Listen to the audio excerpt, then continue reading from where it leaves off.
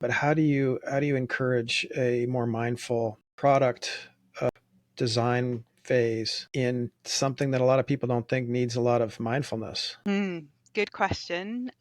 I suppose the challenge there is what you're designing for. I mean, even with something like Instagram, where they've enabled you to highlight when you want to sleep, but when you're sleeping, when you want to turn off. I think that introduction of that change for me was quite radical in a world of social media where it's constant bombardment and notifications.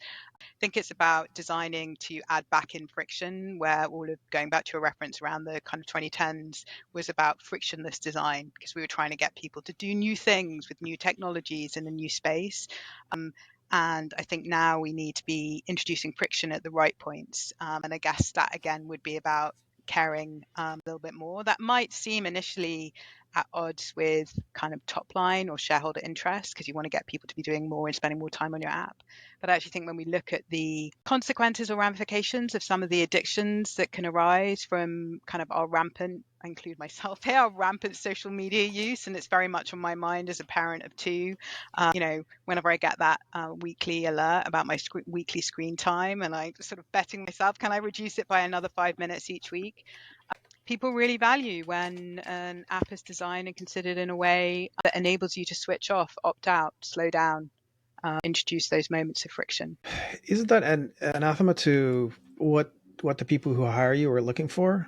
How do you convince somebody who's like, I'm going to give you $1 million to make this digital product, Hmm. and it better suck people in like heroin? Gosh. So I think a lot of people come to us and they say, make us the monument value of something, which is something Hmm. our game studio, which was born in London, was born out of. And what they were interested in there, though, is like emotional design and engagement. And I think there's two different things here, right?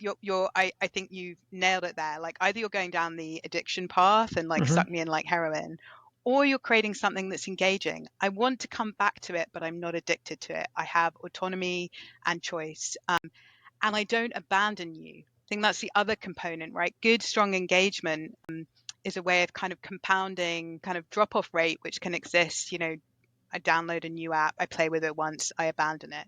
Actually, creating something that has long term engagement and delivers ROI over time. So, even if, say, we were working with a weight loss calculator, say, and actually you want to be designing for something that even when someone has achieved their goal in a year's time, when they're going to a new wedding or they're going on a holiday and they'd like to re engage with that pattern of thinking about their nutrition, we've designed something that's engaging enough that they'll return to it. So, I think it's about engagement and emotional connection and playfulness, which is different to like, oh my God, I need my hit right now.